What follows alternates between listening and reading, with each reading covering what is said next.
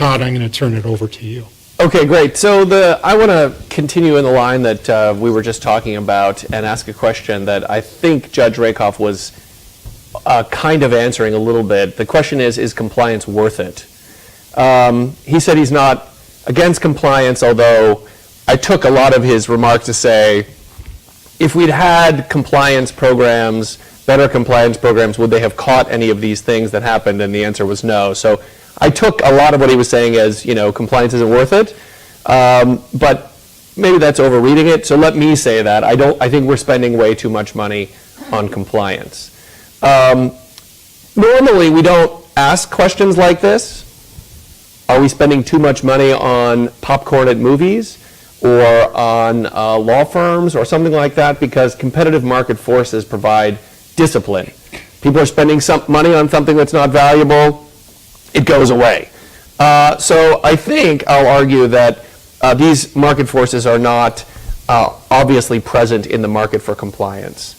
Of course, the optimal level of compliance is when $1 spent on compliance yields at least $1 worth of benefits. And then at a firm level, that is obviously true. JP Morgan hired 25,000 people in their compliance department. Jamie Dimon's calculation was that expenditure on those 25,000 people was going to return the benefits at least how much he was spending on them. And that's not what I'm interested in. I could care less about JP Morgan. As an academic, I'm interested in society, whether we all, as Americans, are spending the optimal amount on compliance or not. Should shareholders pay for more compliance than they're paying for now? Should they pay for less compliance than they're paying for now? And if the money we're spending on compliance isn't returning benefits equal to the amount we're spending, then we should stop. Okay. My lens for looking at this is the sort of public choice economics lens. This is the pioneering work by economists, Nobel Prize winners like James Buchanan. They brought the study of economics to politics. Buchanan referred to public choice as politics without romance. That is, forget this idea that politicians are idealistic. Let's look at their actual behavior. What are they really interested in? And look at government through that lens. So I want to do the same thing with compliance. So compliance without romance. Because if you say to people, are you in favor of compliance? Who could possibly be against it? More compliance with the law. That must be a good thing. And I just want us to think maybe it's not always such a good thing. Okay, so the first point is people in compliance, they want complexity. They want things to be complicated and difficult. The FINRA rule manual that Chuck mentioned is 1,374 pages of 8-point font. It's unbelievably complicated. And the people who benefit from that complexity are the people who work at FINRA. Their jobs are more interesting. They have more power. And all the people in compliance departments at every broker-dealer. They love the fact that there's 1,374 pages of 8-point font because it makes their jobs more interesting. They have a bigger voice at their broker-dealer because they can say, look at this scary rule book. If you don't listen to me, you will find yourself in hot water with the government, this guy, or you need to hire that guy down there on the end. So people in compliance want compliance to be complex. And I don't mean to impugn the motives or intent or character of anybody. One of my good buddies is a compliance guy at a broker-dealer. I'm not saying he's a bad person. All these people who go to work every day are well-meaning people. I'm just trying to take away the romance. So I'm not implying conscious behavior by anybody. As the public choice, people don't either. So what is the check? Like, that's my baseline. Compliance people want compliance to be as important as possible. That means complexity. That means raise the stakes of compliance. What's the check on compliance being really complicated? Well, that's Jamie Dimon sitting in the corner office saying, why are we wasting so much damn money on compliance? I would really like to return that money to the shareholders. Extend 10,000 feet onto my house in Montauk. Whatever the case is, why are we spending so much money on compliance? And in a well-functioning market, that's what he would do. He'd go to the head of compliance and say, please, please, please cut the compliance costs because it's just not money that's going to the bottom line. Business is do not famously like costs. Okay, so why is compliance potentially an interest group within a firm that resists, not perfectly, but resists some of this?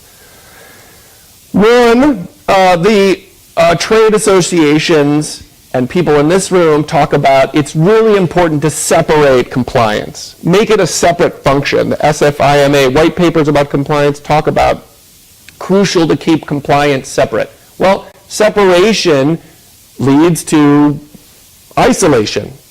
We're not really, I don't know what those guys in that building are doing over there. They're making sure we comply with law. I really don't know what's happening over there. Separation is insulating people from monitoring and oversight on the margin. They're not overseen at all, but on the margin, there's less of it because the entire industry has created this culture of it should be a separate function. It's difficult to monitor. Compliance has its own patois, its own language.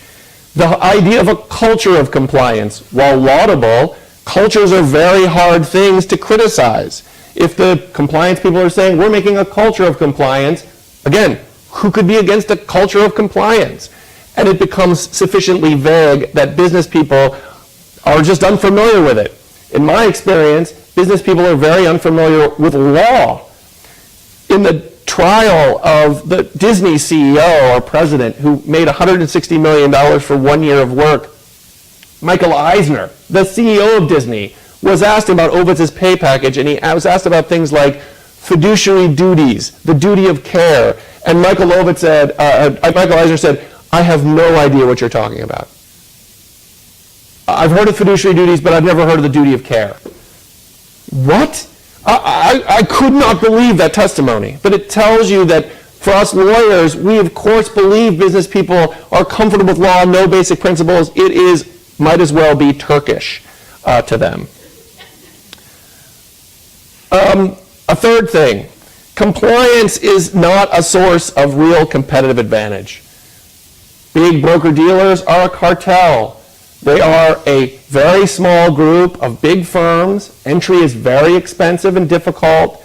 They really are not going to be able to compete with each other by slashing compliance costs. They might all just say, especially because a lot of the compliance is kind of across firms, it's FINRA imposed. So they might just say, look, this is a tax that we pass on to all of our customers. And if it's a tax we're just passing on to people, and we're all passing it on to each other, there's no reason for anybody to cut a compliance, especially when, if you do cut compliance costs, you do have a lean compliance program, and you make a mistake, which you will, and the government shows up, and they will, and the government tells you by written policy, we will credit you for compliance programs in determining what your penalty will be with the government, then the last thing you're going to want to do is have a lean compliance program. The more money you're pouring into compliance, it's like insurance for when you get caught. Yes, we got caught, but look at all the compliance that we've done. Look at all the programs we have. Please take it easy on us. You're not going to have a big cent to cut compliance. Compliance costs are also a source of competitive advantage. Assuming compliance costs are not all variable costs, assuming there's some fixed component for hiring someone like Chuck, bigger firms will have an advantage by spreading their compliance costs over a larger asset base. That means big firms come to FINRA implicitly and say, well, we love these really complicated rules. And when we were on the MAC together, who were the people who were screaming about compliance? Not the Jamie Dimons of the world. It was the small broker-dealers who were saying, these compliance costs are killing me. They're driving me out of business. So big firms have incentives to breed complexity into the legal system because they can use it as a weapon against smaller firms. There's problems of capture.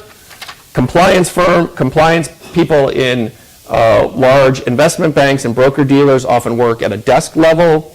They're working with traders and people who are selling financial products. They probably want to be like those people, and those people have just like regulators can be captured by their industries, compliance people within firms can be captured by the people that they're supposed to be watching. Okay, I could go on, let me just say a couple last thoughts, and then I'll shut up. The first one is, when we measure the size of government, people like me, researchers, generally take things and count like pages of the Federal Register, and they say, we've got lots of new regulations and lots of added costs from regulation. I think something interesting is happening in compliance in the last sort of 2 decades, and that is, for every act within government, there has been a bigger act outside of government. Whenever government regulates, firms who are regulated spend a bunch of money internally to the firm to comply with, understand that government action. Those activities inside of firms are also, in a sense, government. It's complying with regulation. And as society, when we're talking about the level of regulation, we should think of both outside of firms activity and inside of firms. And I've observed, casually and anecdotally, that the behavioral response within firms, for some reason, is now many times what it used to be. So every act out of government, every rule that's passed generates a much bigger response inside of firms. Dodd-Frank is passed, JP Morgan hires 25,000 people to comply with it.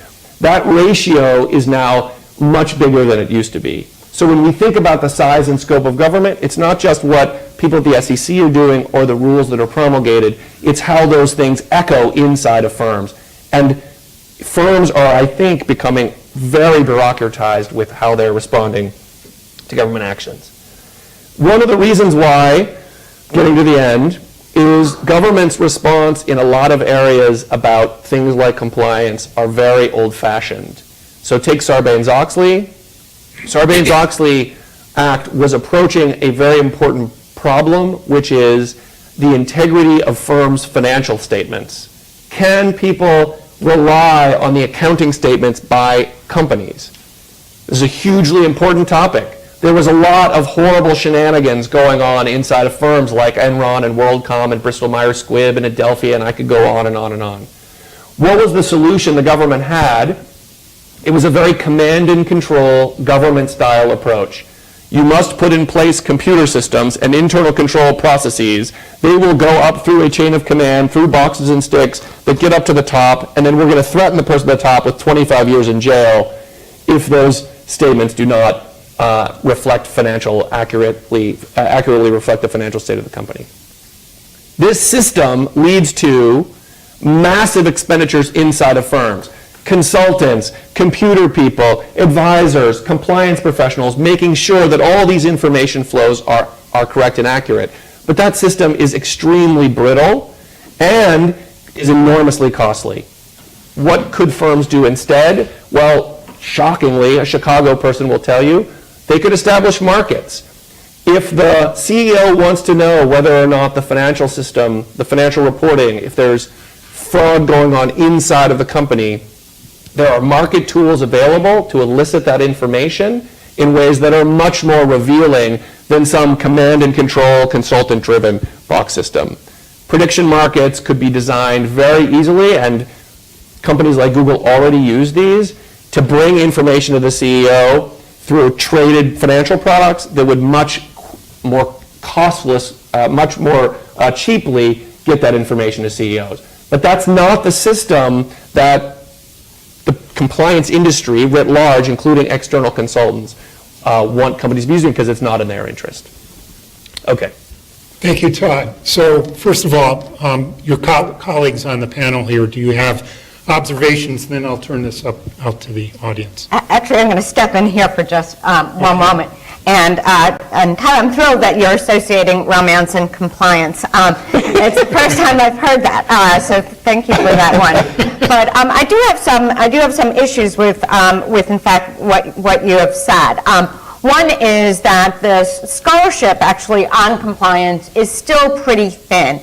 And there's a question that's lingering out there, which is how much compliance is enough and how much compliance is too much. And I'm not actually sure how we possibly measure that. I would not say that the financial industry in general has been so clean over the last 30 years that we can really say, oh, there's too much compliance. The other thing is I think there's more and more of momentum to bring compliance officers and chief compliance officers outside of silos and to have them fully integrated into a firm. And that, of course, means that they really know what the business is and how the business gets done. I wouldn't say if we were talking about constitutional law and the norms of society, well, con law is just too complicated. We just need to get rid of a whole bunch of it. So, like, complexity itself is part of an environment in which we're constantly looking at new financial products. And I think continually looking at how regulations can be brought into the firm. So, and lastly, I want to say, I think one of the roles of compliance is for compliance people to teach business people a little bit about law in the same way business people teach both lawyers and compliance about business. So I am shocked if, in fact, Michael Eisner does not know what the duty of care is. I'm shocked by that, but neither did they know what Eisner's compensation package was. So I don't think that we can say, well, because there's a culture of ignorance, we have to indeed accept that. So, Can I respond real fast? I agree with everything Professor Batlin said. So I'm a law professor. I am sure of only one thing, that I don't have any idea what the optimal level of compliance is. So I don't know whether we spend too much or too little. No one really has a sense of how much we're spending. One point I wanted to make was, whatever we're spending, whatever rules happen inside of government, we should count the rulemaking of government and also stuff that's happening inside of firms. We should have people study this to get a better sense of how much we as a society, all of us, are paying for compliance. Point one. Point two, I totally agree. Just because we're spending a lot doesn't mean we shouldn't be spending more. I have no idea. I'm merely pointing out some reasons why when we see something that's really complicated, we might ask ourselves, not that we know the answer, we might ask ourselves, are we really getting bang for the buck because the way the system is set up may give incentives for there to be too much complexity. As for con law, I think the whole thing is hopeless and we should just get it out of law schools. That's a whole separate subject. So I don't know what the answers are. I'm just asking us to think about this in a way. I mean, if we had all these compliance people, this is where I agree with Judge Rakoff, if we had all this compliance that we have now, that in 2006, and you ask yourself the question, would we have still had the financial crisis? I am 100% sure the answer is yes. Now, that doesn't mean we should get rid of all the compliance we have. It just should give us pause that what we're spending on compliance is the optimal way to go about ensuring that we don't end up in the financial crisis again, because there's a lot of financial fraud out there and a lot of bad behavior. What we're trying to do is find the most efficient way to root it out. Well, Tom, let me make a statement against my interest. So I've often sort of also thought about this. The explosion of compliance in firms is a relatively recent phenomenon, right? And I mean, some could put 20, 30 years. Some people put it really like got ginned up around the time of the guidelines or the defense industry initiatives in the middle of the 80s. But for generations and generations, firms were able to follow the law. Firms were able to have policies and procedures. Firms were able to deal with complexity without a single compliance officer in the firm. So you would have had maybe the Ben Heinemans or the outside counsel, hopefully telling the Michael Eisners of the world what fiduciary duty might be. There was always been internal audit in terms of doing analyses in terms of the control environment. You had boards, you had management reporting, you had quality control. So I mean, when you sort of think about it, you could almost make a case that, this is, obviously this is simplistic, but you might wonder, like, where is there really been a significant value add as opposed to simply repurposing existing? And I think maybe a lot of it might be sort of driven by, I don't know whether it's the chicken and the egg, whether it's your cartel theory, or whether it's concern about government action. But you're right, maybe there's an element of insurance here. Maybe there's an element of, we need to make sure we have enough so that if we get caught, we have something to point to.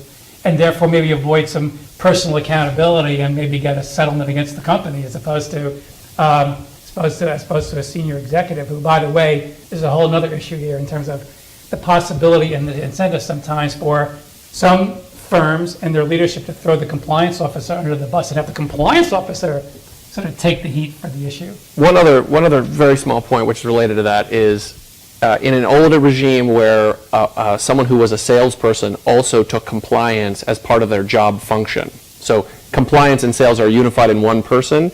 When you separate them, it's possible, I don't know whether this is true or not, that the salesperson, their mindset changes from, I have to comply with the rules, to, I'm going to do whatever I'm going to do until this guy tells me I need to stop. Because he's now responsible for making sure that I'm complying with the rules. And in that world, you might get, we should test this, it's kind of an empirical question, you might get people pushing the rules more and trying to get away with it, especially if I know as the salesperson, because I'm the one who's bringing in the money, I can go to that person and capture them, like you could capture a regulator, and convince them to look the other way from my bad behavior. You might be able to do that in your own head, maybe harder when you're that same person. But I don't know. I don't know. Certainty in terms of personal accountability of management, the person telling you to stop shouldn't be the compliance officer, it should be your manager. Yeah. It should be in terms of the normal flows of the internal control environment in a firm, one could argue. Yeah. So let me turn to Judge Rakoff. If you have any, there's been a lot of water under the bridge. If you have any comments on what the panelists have been talking about. These are all very smart.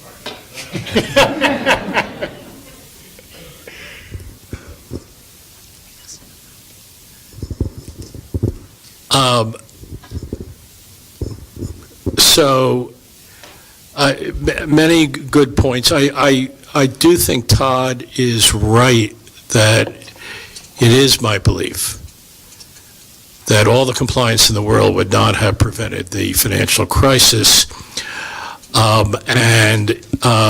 I also agree with the comments that have sort of floated a little bit through this period, that the compliance officer in a silo is a totally ineffective compliance officer.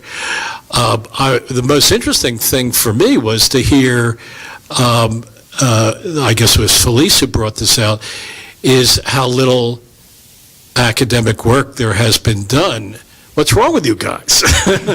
We're trying to change that, Judge. It's not a good use of our buck. I'm going to ask for my 3 daughters' tuition back.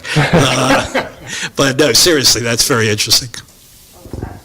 I just want to say, here's my plug for Chicago Canon, our institute.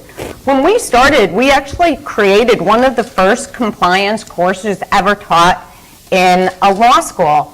And one of the very difficult things about that was there wasn't actually even material at that time to teach the course. And we've had an incredible group of people putting together this material. But that's how outside of even academic thinking that it was at the time. And I don't want to take time from the audience.